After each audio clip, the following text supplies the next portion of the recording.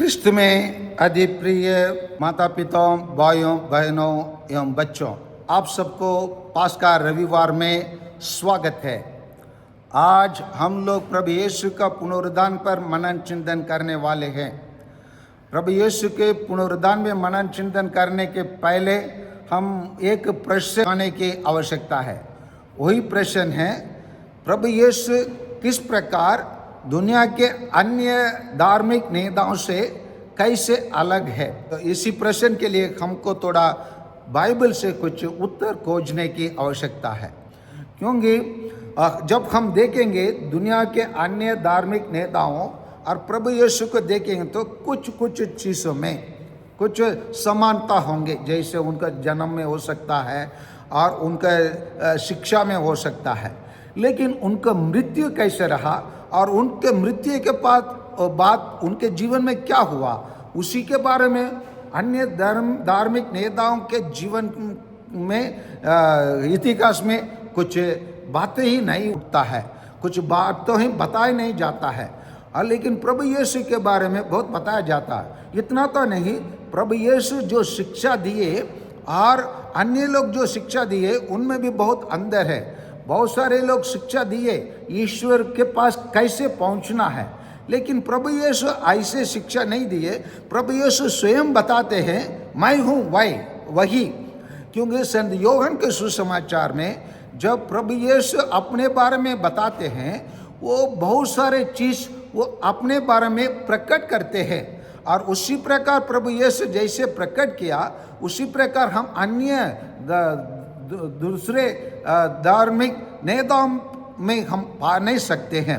इसीलिए आइए इसी विषय पर थोड़ा गहराई से हम थोड़ा मनन चिंतन करें, ताकि आज के विषय प्रभु यीशु का पुनरुद्धान के बारे में हम लोग पूर्ण रूप से समझ सके, जान सके और लोगों को बता सके।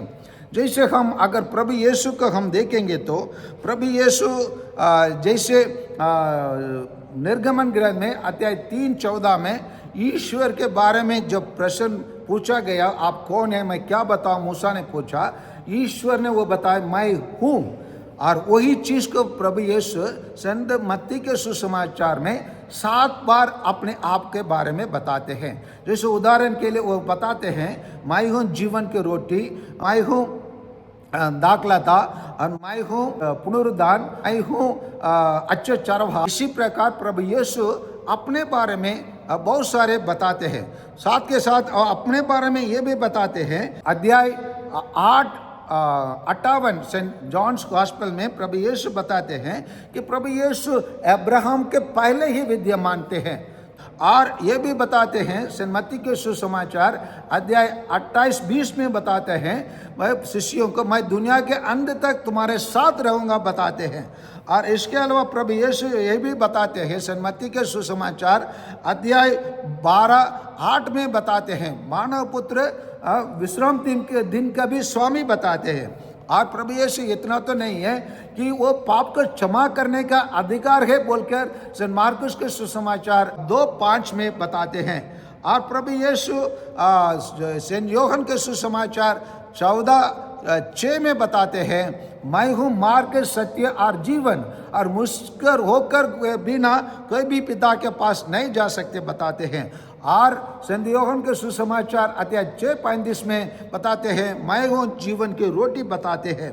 और इस प्रकार हम प्रभु यीशु को देखते हैं कि हर एक कार्य में अन्य दुनिया के नेताओं से वो आगे है, उच्चार अलग है और उनका सोच अलग है, उसका कार्य करने का तरीका अलग है। और इसीलिए संत लूकास के सुसमाचार अध्याय 10:8 में हम पाते हैं कि अपने शिष्यों को सुसमाचार प्रचार करने के लिए भेजा था।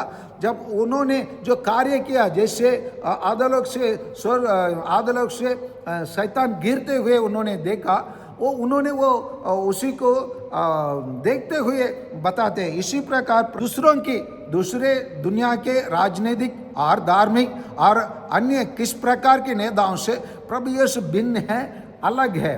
और इसी कारण वंश से संत पौलुस कोरिन्थियों को लिखा हुआ पहला पत्र अध्याय 15-12, यदि हमारी शिक्षा ये है कि मसीह मृत्यु में से जी उठे, तो आप लोग में कुछ ये कैसे कहते हो कि मृतकों का पुनरुद्धान नहीं होता? यदि मृतकों का पुनरुद्धान नहीं होता तो मसीह भी नहीं जी उठे। यदि मसीह नहीं जी उठे तो हमारा धर्म प्रचार व्यर्थ है और आप लोगों का विश्वास भी व्यर्थ है। इसी प्रकार सेंट पौलुस यहाँ तक कहने के लिए वो चल पड़े, क्योंकि अगर प्रभु यीशु नहीं जी उठा है, हमारा विश्वास सब व्यर्थ है, हमारा प्रचार सब बेकार है, उससे कोई मतलब नहीं है, बताते हैं। और इसी कारणवश प्रभु यीशु जैसे जी उठ जाते हैं, संत लूकस के सुसमाचार अध्याय 24:5-6 में हम पाते हैं, स्त्रियों ने भयभीत होकर धरती के और सिर झुक लिया।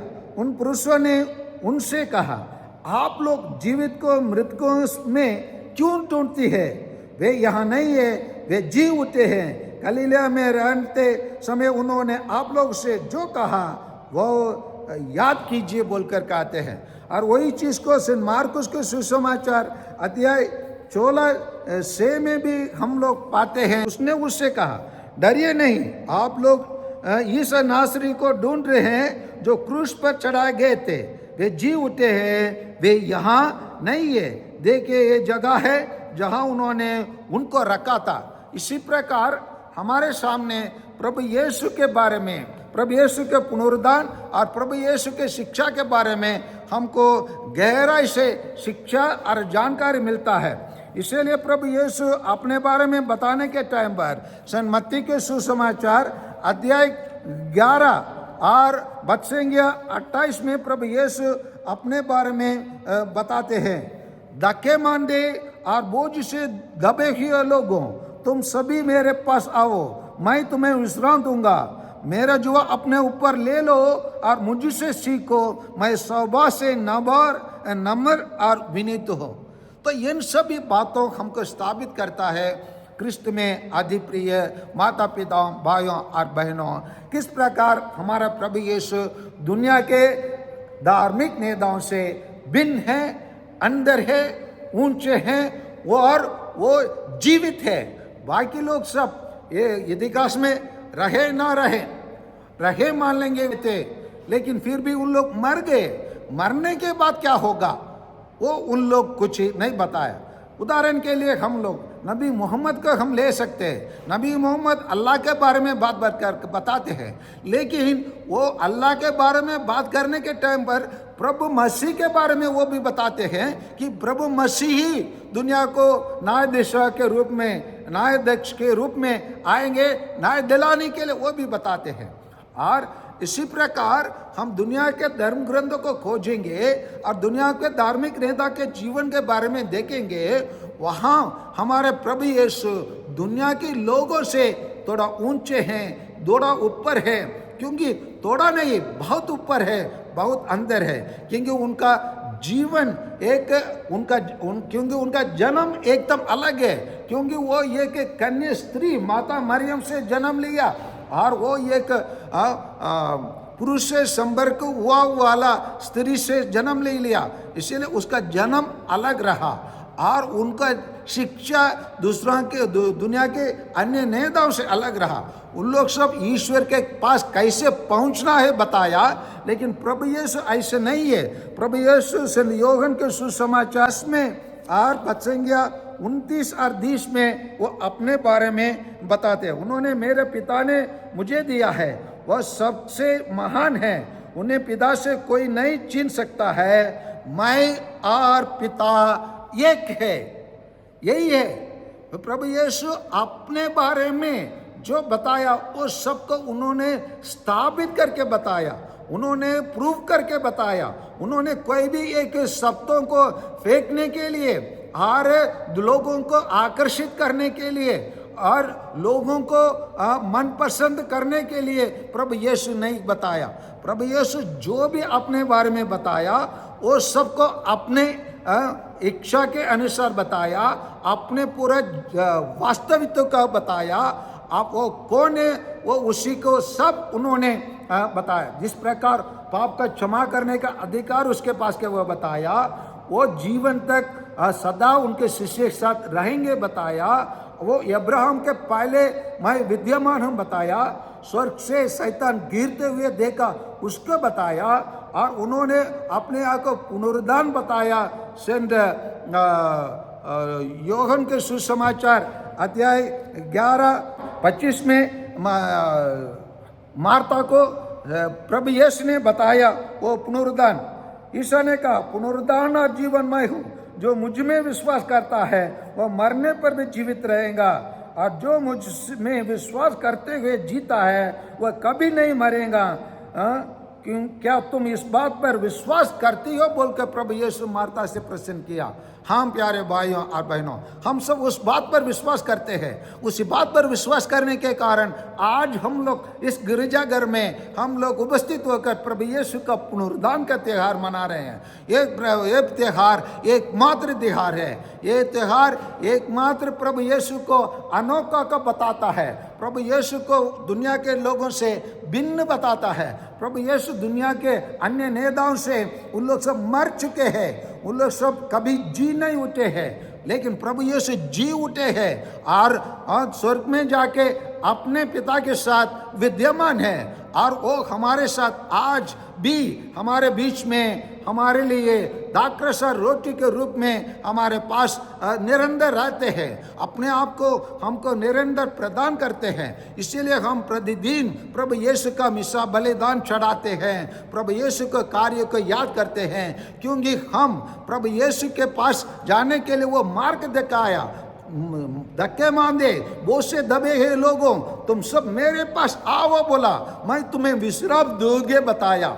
इसीलिए हम प्रभु यीशु के शिक्षा पर चलने वाले हैं, प्रभु यीशु के कार्य पर विश्वास करने वाले हैं। प्रभु यीशु के शिक्षा यही है, मैं हूँ पुनरुद्धान। वो पुनरुद्धान में हम सब विश्वास करते हैं। इसीलिए हम धर्मसार में हम लोग देह का पुनरुद्धान में विश्वास करते हैं बोलकर हम लोग हमारे धर्मसार में प्रकट करते हैं, हम घोषणा करते हैं। इसीलिए प्यारे भाइयों और बहनों, माता पिताओं एवं बच्चों, हम दुनिया के लोग से अलग है। हम दुनिया के लोग से हम जो विश्वास करते हैं वो विश्वास हमको दुनिया के लोग से अलग कर देता है।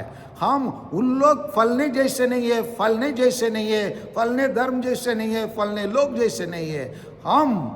हम उसी महान ईश्वर जो पापियों बचाने के लिए अपने आप को मानव पुत्र के रूप लेकर आया और अपने आप को बलिदान किया। जैसे उन्होंने संत यूहन्ना के सुसमाचार 12:24 में उन्होंने कहा है, जब तक गेहूं का दाना मिट्टी में गिर कर नहीं मर जाता तब तक वो अकेले ही रहता है, परंतु वह मर जाता है तो बहुत फल देता है। वो बहुत फल में आप और मैं एक है। हाँ, वो फल हमारा विश्वास है, वो उसका पुनरुत्थान हमारा विश्वास है, उसका जीवन हमारा विश्वास है, उसका रोटी और दाखरस हमें जीवन प्रदान करता है, उसका शिक्षा हमको जीवन में आगे बढ़ने का मार्ग दिखाता है। इसीलिए उन्होंने कहा मार्ग, सत्य और जीवन, और मैं हूँ पुनरुद्धान। उसे पुनरुद्धान का त्यौहार आज हम मना रहे हैं। आइए प्यारे भाइयों और बहनों, हम उसी प्रभु यीशु पर विश्वास करें जो हमारा जो पुनरुद्धान है, जो हमारा जीवन है, जो हमारा मार्ग है, जो हमारा सत्य है। वही महान ईश्वर जो अपने आप को पुनर्जीवित करके दिखाया और हम सबको उसी पुनरुद्धान में भाग लेने के लिए भागीदार बनाया। उसी प्रभु यीशु पर, उसी महान ईश्वर पर हम सब विश्वास करते हैं। इसीलिए हम हक से कहे, अधिकार से कहे, जोर से चिल्ला के कहे, प्रभु यीशु सचमुच जी उठा है। वो प्रभु यीशु केवल मात्र अन्य धार्मिक नेता से वो अलग है, क्योंकि वही केवल मरने के बाद जी उठा है। इसीलिए हम जोर से कहे, विश्वास के साथ कहे और हिम्मत के साथ कहे, सचमुच हमारा प्रभु मसीह जी उठा है। Alleluia, alleluia, alleluia.